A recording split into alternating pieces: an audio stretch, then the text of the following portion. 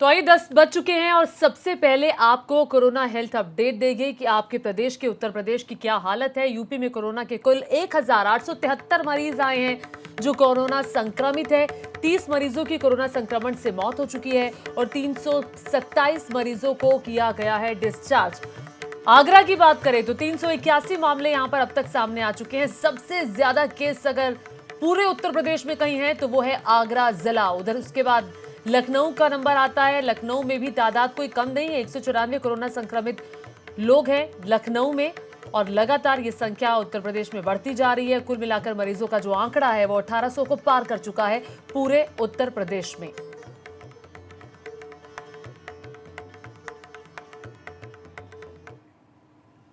और आइए अब कोरोना से जुड़ी 25 बड़ी खबरें आपको दिखाते हैं।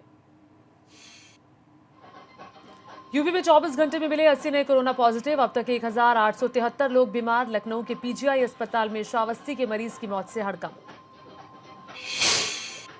उत्तराखंड में कोरोना मरीजों की संख्या बढ़ी। कोरोना के 3 और मामले सामने आए। कोरोना मरीजों का आंकड़ा 51 तक पहुंचा। उत्तराखंड में पहले की ही तरह सुबह 7 से दोपहर 1 बजे तक ही खुलेंगी दुकानें। सीएम त्रिवेंद्र सिंह रावत ने लॉकडाउन को सख्ती से लागू करने के निर्देश दिए। गाजीपुर में लॉकडाउन के बीच मस्जिद से अजान देने पर प्रशासन ने लगाई रोक। सांसद अफजाल अंसारी ने पीएम को लिखा पत्र, अजान पर लगी रोक हटाने की मांग की। आगरा में फिर मिले कोरोना के मरीज। जिले में 7 और लोगों में संक्रमण की पुष्टि। मरीजों का आंकड़ा बढ़कर पहुंचा 380। कानपुर में महिला पत्रकार की कोरोना रिपोर्ट आई पॉजिटिव। पत्रकार के साथ परिजनों को भी साथ ले गई स्वास्थ्य विभाग की टीम। इलाके को सील किया गया।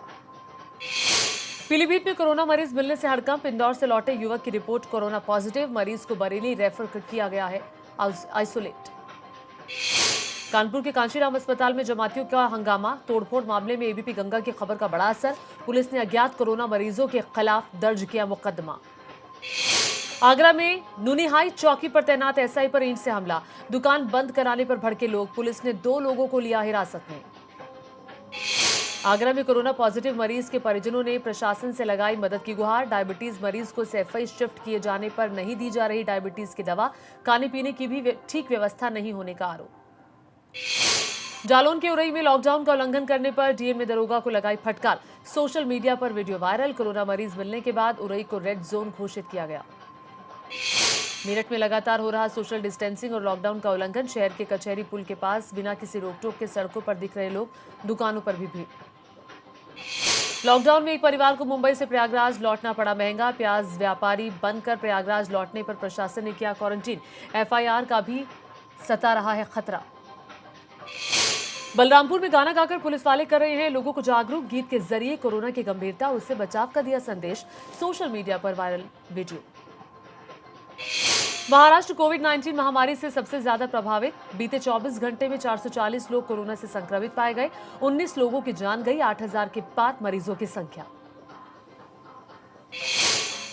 देश की आर्थिक राजधानी मुंबई में अब तक 204 लोगों की कोरोना वायरस से मौत। 24 घंटे में 12 लोगों की संक्रमण से जान गई। 358 केस आए सामने। उधर गुजरात में भी हर रोज बढ़ रहे कोरोना वायरस के मरीजों की संख्या 3300 के पार पहुंची। अहमदाबाद में पिछले 24 घंटे में 178 नए कोरोना संक्रमित मामले।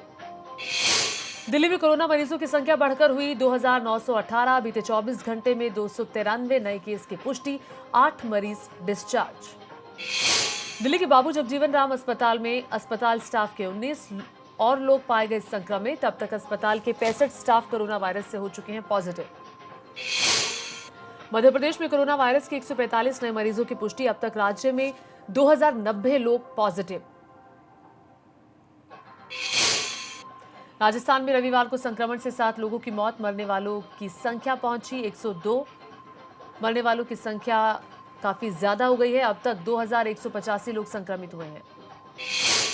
दुनिया में कोरोना वायरस से मरने वालों की संख्या में इजाफा। 2 लाख से ज्यादा लोगों की मौत। 29,93,000 से ज्यादा लोग संक्रमित। अमेरिका में 24 घंटे में 1330 लोगों ने गंवाई जान। अब तक कुल मौतों का आंकड़ा पहुंचा 54,856। 9,65,426 लोग वायरस की चपेट में। अमेरिका के बाद कोरोना वायरस की सबसे ज्यादा मार स्पेन पर पड़ी है। 2,26,000 से ज्यादा लोग संक्रमित। 23,190 लोग दम तोड़ चुके हैं। बॉलीवुड एक्ट्रेस विद्या बालन ने फिर बढ़ाया मदद का हाथ। कोविड-19 से लड़ने के लिए जुटाई 2500 पीपीई किट्स और 16 लाख रुपए।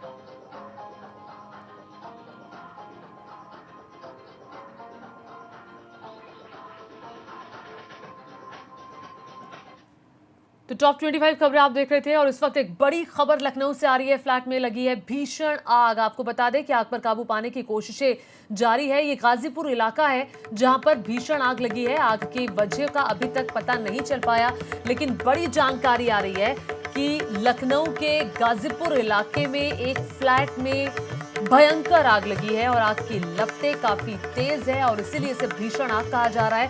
हालांकि बहुत शुरुआती दौर है, अभी तक आग के कारणों का कुछ पता नहीं चल पाया है कि आखिर आग लगने की वजह क्या है। लेकिन प्रदेश की राजधानी ये देखिए, ये ऊपरी मंजिल है जिसमें आग लगी है और आग की ऊंची ऊंची लपटें, बाहर निकलती हुई लपटें। अनुभव हमारे साथ एबीपी न्यूज संवाददाता जुड़ गए हैं। अनुभव बताइए क्या हुआ था वहां पर? देखिए, ये गाजीपुर इलाका है राजधानी का और अरावली मार्ग कहलाता है। और आप देख रहे हैं किस तरह से ये एक रिहायशी इलाका है और नीचे वहां पर शॉप्स बनी हुई हैं, ऊपर जो है वो लोगों के रहने के लिए हैं। तो सेकंड फ्लोर पर ये आग अचानक से लग गई और स्थानीय लोगों का साफ तौर पर कहना है कि तकरीबन 9:30 बजे के आसपास ये आग लगी। उसके बाद लोगों ने फायर टेंडर को फोन किया। फायर ब्रिगेड जो है वो मौके पर है, लेकिन अभी फिलहाल पता नहीं लग पाया है कि कैसे ये आग लगी है। हालांकि जो लोग वहां पर हैं, नीचे जो शॉप जिनकी है, उनका ये कहना है कि शायद शॉर्ट सर्किट की वजह से ये आग लगी है। लेकिन राहत की बात यह है कि जब आग लगी तो जो लोग उस फ्लैट में रहते थे वो सीधे वहां से उतर आए और उन्होंने ही फायर टेंडर को फोन किया है। फिलहाल आग बुझाने की कोशिशें जारी हैं। जी अनुभव, बहुत शुक्रिया इस तमाम जानकारी के लिए। अनुभव कह रहे हैं कि रिहायशी इलाका है, नीचे दुकानें हैं, ये दूसरी मंजिल है जिस पर आग लगी है। आग बुझाने की कोशिशें लगातार वहां पर की जा रही है। बहुत शुरुआती दौर है, वजह का अभी तक पता नहीं है। जैसे ही जो अपडेट आएगा आप तक पहुंचाएंगे। एक और बड़ी खबर कासगंज से आ रही है। क्वारंटीन सेंटर से भागे 2 कोरोना संदिग्ध। कलावती हॉस्पिटल से भागे कोरोना संदिग्ध भाई बहन। आपको बता दें कि कलावती हॉस्पिटल से भागे हैं कोरोना संदिग्ध भाई बहन। संदिग्धों के भाई में हो चुकी है कोरोना की पुष्टि और स्वास्थ्य विभाग और पुलिस संदिग्धों की तलाश में जुटी हुई है। ये 2 लोग क्वारंटीन सेंटर से भागे हैं। ये कलावती अस्पताल बताया जा रहा है जहां पे एक भाई और बहन ये दोनों थे और दोनों ही भागे हैं। हालांकि भाई के बारे में जानकारी ये आ रही है कि वो कोरोना संदिग्ध हैं,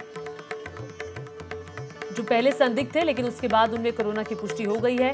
स्वास्थ्य विभाग और पुलिस संदिग्धों की तलाश में जुटी हुई है और इस तरह की घटनाएं वाकई में चिंता बढ़ा देती है, जो कि अगर कोई कोरोना पॉजिटिव है और वो ऐसी स्थिति में भाग जाता है तो सोचिए दूसरों के लिए वो खतरा बन जाएगा। और अब कासगंज पुलिस लगातार कोशिश कर रही है और स्वास्थ्य विभाग की टीम की कैसे भी उन लोगों को पकड़ लिया जाए, कहाँ गए हैं उसके लिए अलग अलग बाकायदा टीम्स बना करके छानबीन भी शुरू कर दी गई होगी। अब तक कलावती हॉस्पिटल से भागे हैं एक कोरोना पॉजिटिव और उनकी बहन जो कोरोना संदिग्ध है।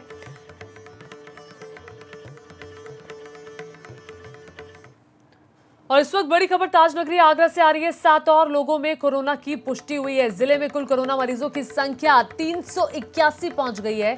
7 और नए लोग मिले हैं जो कि कोरोना पॉजिटिव हैं। पुष्टि हो गई है उनकी। जो कोविड-19 का टेस्ट हुआ था वो पॉजिटिव आया है। अब तक कोरोना से हो चुकी है आगरा में 10 लोगों की मौत। और आपको बता दें कि जो हॉटस्पॉट का इलाका 800 मीटर का तय किया गया था, अब उसको बढ़ा करके आगरा में 1 किलोमीटर का कर दिया गया है। एहतियातन ये कदम उठाया गया है।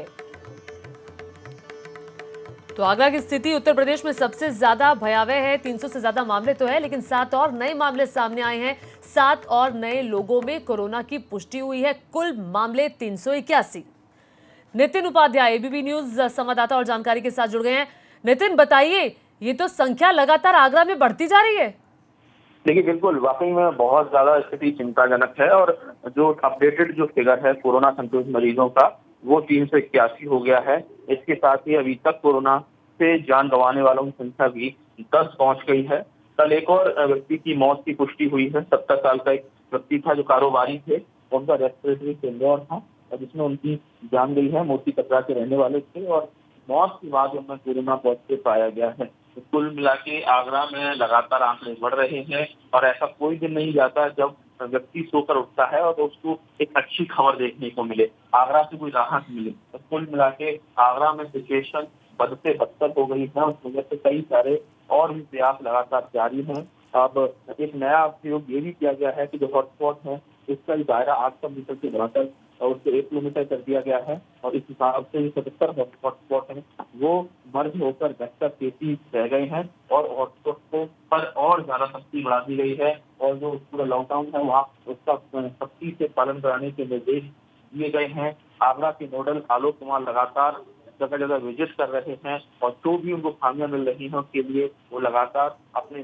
जो सबॉर्डिनेट हैं, जो अधिकारी हैं, उनको निर्देशित कर रहे हैं। इसके साथ ही वो लगातार सरकार को भी ब्रीफ कर रहे हैं आगरा की वस्तुस्थिति से कि आगरा में ग्राउंड जीरो पर क्या हालात हैं। कुल मिला के कहा जाए आगरा से किसी भी तरह की कोई राहत ठीक है नहीं मिल रही है।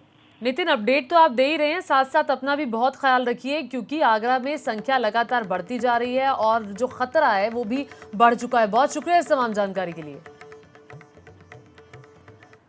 और देखिए इस वक्त की बड़ी खबर एक और है, मुख्यमंत्रियों के साथ प्रधानमंत्री नरेंद्र मोदी की बैठक शुरू हो गई है। वीडियो कॉन्फ्रेंसिंग के जरिए प्रधानमंत्री मुख्यमंत्रियों के साथ चर्चा कर रहे हैं। इस वक्त मीटिंग में आपके प्रदेश के, आपके सूबे के मुख्यमंत्री योगी आदित्यनाथ भी हैं। मुख्यमंत्री योगी के साथ स्वास्थ्य मंत्री भी मौजूद हैं। योगी के साथ कई अफसर भी इस मीटिंग में शामिल हो रहे हैं। कई अफसर भी जो प्रधानमंत्री के साथ बातचीत चल रही है मुख्यमंत्री योगी के साथ, जहां वो बैठे हुए हैं। तस्वीर आप देख रहे हैं, एक तरफ प्रधानमंत्री मोदी है, दूसरी विंडो में आप देख रहे हैं सीएम योगी, और यहाँ पर जहाँ सीएम योगी बैठे हुए हैं यहाँ पे कई और अफसर भी हैं और संभवतः टीम 11 की उनकी टीम 11 बनी हुई है उसके भी कुछ सदस्य हों। लॉकडाउन बढ़ाने या समाप्त करने पर चर्चा जरूर हो रही होगी कि अब कैसे क्रमबद्ध तरीके से जो लॉकडाउन है उसे चरणबद्ध तरीके से कैसे घटाया जाए या बढ़ाया जाए। अलग अलग प्रदेशों की जानकारी प्रधानमंत्री मोदी ले रहे हैं। अनुभव हमारे साथ जुड़ रहे हैं लखनऊ से। अनुभव का रुख करते हैं। अनुभव, जो तस्वीरें हम देख रहे हैं मुख्यमंत्री योगी के साथ कई और अफसर बैठे हुए हैं, ये अफसर कौन हैं, कौन कौन से विभाग के? आदित्यनाथ मौजूद हैं प्रधानमंत्री के साथ जो वीडियो कॉन्फ्रेंसिंग हो रही है। इसके अलावा चिकित्सा शिक्षा मंत्री उत्तर प्रदेश के हैं सुरेश खन्ना, वो भी इस बैठक में मौजूद हैं। डीजीपी जो हैं उत्तर प्रदेश के वो मौजूद हैं। इसके अलावा जो अपर मुख्य सचिव गृह हैं वो भी मौजूद हैं। प्रमुख सचिव स्तर के जो अफसर मुख्य सचिव हैं वो मौजूद हैं। कई और जो अफसर हैं, खासतौर से जो टीम 11 का हिस्सा रहते हैं, क्योंकि 11:30 बजे टीम 11 के साथ भी मुख्यमंत्री की बैठक है, तो उसमें से जो महत्वपूर्ण लोग हैं वो मौजूद हैं। और जिस तरीके से वीडियो कॉन्फ्रेंसिंग के जरिए प्रधानमंत्री ये जानने की कोशिश करेंगे कि उत्तर प्रदेश की क्या स्थिति है, ये जो लॉकडाउन रहा पहले 21 दिनों का फिर 19 दिनों का, उसमें क्या कुछ सुधार आया और कैसे उत्तर प्रदेश सरकार अपने तरीके से प्रयास कर रही है, ये मुख्यमंत्री योगी आदित्यनाथ बताएंगे कि क्या क्या स्टेप उन्होंने अब तक उठाए हैं।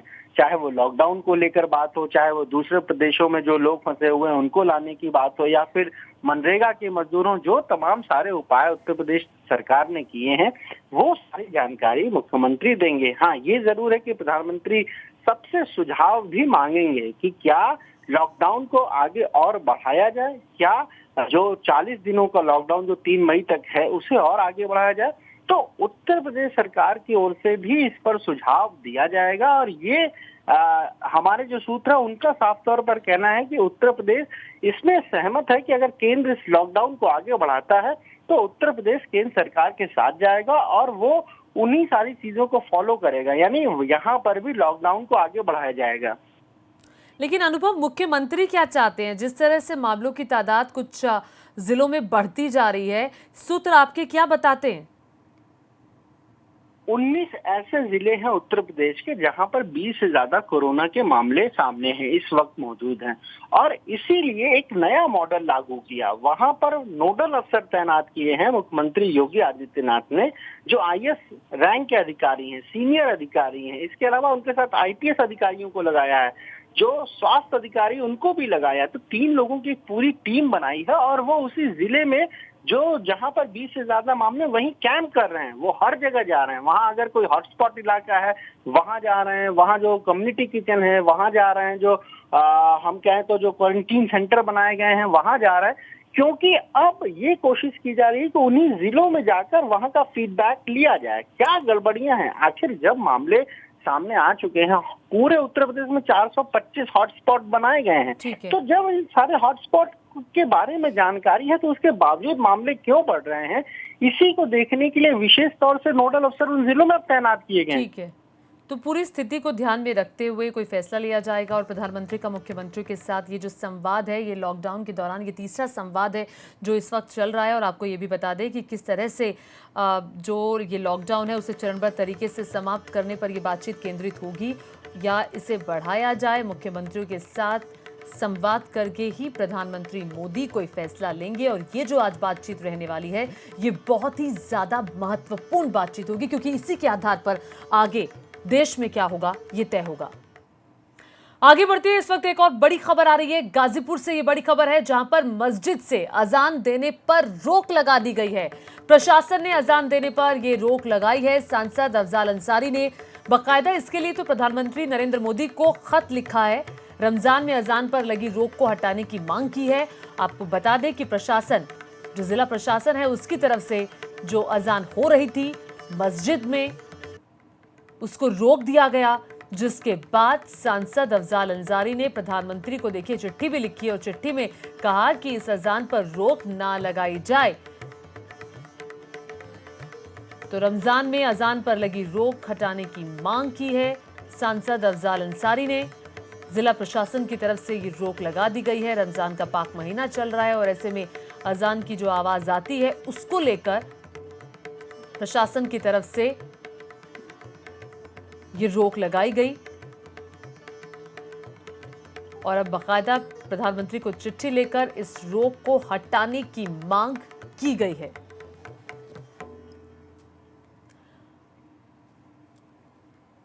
देखिए, सिर्फ सांसद अफजाल अंसारी नहीं बल्कि बीएसपी के विधायक ने भी सीएम को लिखा है पत्र।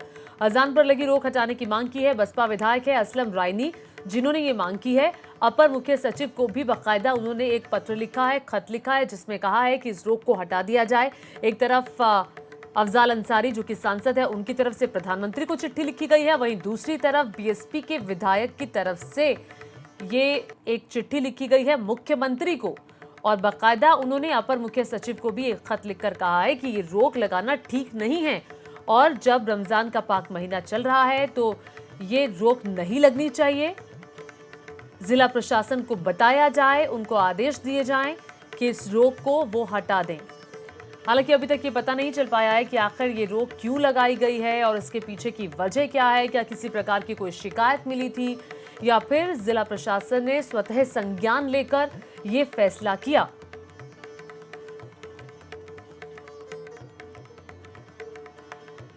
और इस खबर पर जो भी अपडेट आएगा आपको बताएंगे। गाजीपुर की ये घटना है जहां पर अजान पर रोक लगा दी गई है। बाकायदा इसके लिए अफजाल अंसारी ने एक खत भी लिखा है, सांसद हैं वो, और बीएसपी के विधायक असलम रायनी ने भी मांग की है, मुख्यमंत्री को खत लिखकर ये मांग की है कि जो ये रोक लगा दी गई है इस रोक को हटा दिया जाए।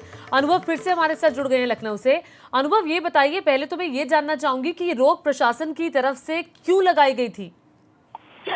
देखिए, गाजीपुर जिले में एक कोरोना संक्रमित मरीज मिलने के बाद ये फैसला लिया गया था कि वहां पर भी कुछ सख्ती की जाएगी। लॉकडाउन तो है ही, लेकिन वहां पर उस इलाके में हॉटस्पॉट बनाया गया और फिर एक बैठक हुई जिसमें ये कहा जा रहा है कि डीएम ने ऐसा कहा कि अजान नहीं होगी रमजान के इस महीने में। इसको लेकर खासी नाराजगी देखने को मिली, खासतौर से जो सांसद है वहां पर उन्होंने लिखी और अब बहुजन समाज पार्टी के विधायक हैं असलम रायनी, इन्होंने भी एक पत्र लिखा है मुख्यमंत्री को और साफ तौर पर कहा है कि अगर अजान पर प्रतिबंध लगाया जाएगा तो ये ठीक नहीं है। अपर मुख्य सचिव को भी चिट्ठी लिखी है, मांग की है कि कम से कम अजान पर प्रतिबंध ना लगाया जाए और रमजान के पाक महीने में कम से कम अजान जो है वो मस्जिद से होती है तो उस पर प्रशासन ने जो रोक लगाई उसे तुरंत हटा दिया। अनुभव, आपको रोकना चाहूंगी, हमारे साथ सांसद अफजाल अंसारी भी जुड़ चुके हैं जिन्होंने खुद चिट्ठी लिखी है प्रधानमंत्री नरेंद्र मोदी को।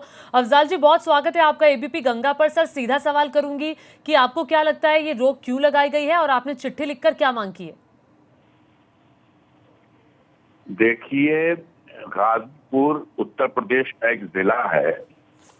यहाँ पर एक ज़बानी फरमान, मौखिक फरमान जारी किया गया है पुलिस वालों की तरफ से कि किसी भी मस्जिद में वो अजान भी नहीं देगा। गाजीपुर में पहले 30 तारीख को 5 कोरोना पॉजिटिव केस मिला था। ठीक है। तो भेजा गया, बनारस दीनदयाल उपाध्याय हॉस्पिटल में इलाज हुआ और फिर उन्हें स्वस्थ घोषित करके वापस गाजीपुर लौटा दिया गया। ठीक। अब इस हिस्ट्री को आधार बना के वो कहते हैं कि हम पहले कहा कि नमाज न पढ़ी जाए, तरावी न पढ़ी जाए, भी इकट्ठा होती है। और जब रमजान के एक दिन पहले मान आया कि अजान भी देने कोई मस्जिद में नहीं जाएगा। ठीक है। तो ये फंडामेंटल राइट के बिल्कुल खिलाफ है और ये उत्तर प्रदेश के किसी भी जिले में इस तरह का कोई आदेश नहीं है। ठीक है। हमारे पड़ोस में ही आजमगढ़ है, बनारस है, मुख्यमंत्री का होम डिस्ट्रिक्ट गोरखपुर है, इलाहाबाद है, लखनऊ है, पश्चिम सब सारे किसी जगह भी ये रोक नहीं है। तो आप ये कह रहे हैं अफजाल जी, ये एक मौखिक रोक है, मौखिक रूप से रोक लगाई गई है, कोई लिखित आदेश जिला प्रशासन की तरफ से जारी नहीं हुआ है? हाँ, जब भी कोई रोक बताने गया गांव पे तो लोगों ने जब उनसे सवाल किया कि कोई आदेश है, शासनादेश है या डीएम का आदेश है तो आप उसका लिखित कोई कॉपी दे दीजिए, तो वो कोई कॉपी भी नहीं दे रहे हैं। हमसे इसकी शिकायत दर्ज कराए लोगों ने, हमने खुद डीएम से बात की तो उन्होंने क्या कहा? उन्होंने भी ये कहा कि नहीं, कोई लिखित आदेश तो नहीं है। हाँ। लेकिन हमसे चाहा गया है कि ये रोक लगा दी जाए। मतलब किसी और ने रोक लगाने की मांग कार्यालय में भी बात की। मतलब डीएम साहब से किसी और ने गुहार लगाई, और जिसने लगाई वो कौन है? बहुत से हर गांव के लोगों ने फोन किया है और मुझे भी फोन किया है। मैंने भी डीएम साहब से बात की है और उन्होंने इससे इनकार किया है कि कोई शासनादेश ऐसा लिखित में आया हो या कोई शासनादेश की ऐसी कॉपी नहीं है जो मैं आपको भेज दूं जिसमें अजान पर रोक रखी गई थी। मैं हूँ दिल्ली में, अब ये खबरें मिल रही थी तो मैंने मुनासिब समझा कि प्रधानमंत्री को संज्ञान में दे करके उनसे न्याय की गुहार लगाई जाए और इसलिए मैंने उन्हें चिट्ठी लिखी है। इस को कोई तैयार इसलिए भी नहीं है कि ये अकेले आदमी से कोई कोरोना फैलने का खतरा हो ही नहीं सकता। मैं समझ गई सर। और हर जगह मस्जिदों में अजान हो रही है तो गाजीपुर में भी मस्जिदों में अजान रोकने का ये फैसला, ये बिल्कुल तुगलकी फैसला है, गैर कानूनी। ठीक है, लेकिन अब आप क्या मांग कर रहे हैं कि इस रोक को हटा दिया जाए? हाँ, बिल्कुल हटाया जाए और इसकी जांच की जाए कि इस तरह से गलत आदेश दे करके और जो आम लोगों ने एक इस बात को लेकर के सरकार के लिए, व्यवस्था के लिए लोगों में एक अफसोस है, एक दुख है कि ऐसा क्यों किया जा रहा है जब हिंदुस्तान के किसी प्रांत में और उत्तर प्रदेश के किसी जिले में ऐसा नहीं है। तो इसकी जांच भी होनी चाहिए, ये मनमानी जिसने किया है उसके खिलाफ कार्रवाई भी होनी चाहिए और इस पर ये लगी हुई रोक। और आप ये चाह रहे हैं कि अगर रोक है तो फिर वो लिखित हो? हाँ, लिखित अगर कोई आदेश आएगा तो उसको मानने के लिए फिर कोई विचार करेगा कि ये आदेश आया है, ये लिख के कोई शासन सरकार का आदेश है, हम इसे माने या ना माने, हम उस पर गौर तो करेंगे, हम मशवरा करेंगे। हो सकता है हाँ, भी नहीं, लेकिन कोई लिख के दे भी ना, जबरदस्ती बतियाए तो उसे कैसे कोई मानेगा? ठीक है सर, हम आपकी बात समझ गए। बहुत शुक्रिया एबीपी गंगा से बातचीत करने के लिए, अपनी बात इस प्लेटफॉर्म पर रखने के लिए। अफजाल अंसारी जिन्होंने पत्र लिखा है प्रधानमंत्री मोदी को, वो खुद हमारे साथ जुड़े थे। उन्होंने कहा कि देखिए, कोई मौखिक ही आदेश है, लिखित आदेश डीएम साहब की तरफ से नहीं आया। खुद जिले के डीएम से उन्होंने बात की है और अब प्रधानमंत्री को खत लिखकर रोक हटाने की मांग की है। अब एक छोटे से ब्रेक के लिए यहाँ पर रुक रहे हैं, लेकिन आगे बढ़ने से पहले आपको बता दें, प्रधानमंत्री नरेंद्र मोदी की देश के अलग अलग राज्यों के मुख्यमंत्रियों के साथ बातचीत इस वक्त जारी है। जो भी अपडेट आएगा सबसे पहले आपका चैनल एबीपी गंगा आप तक खबर पहुंचाएगा।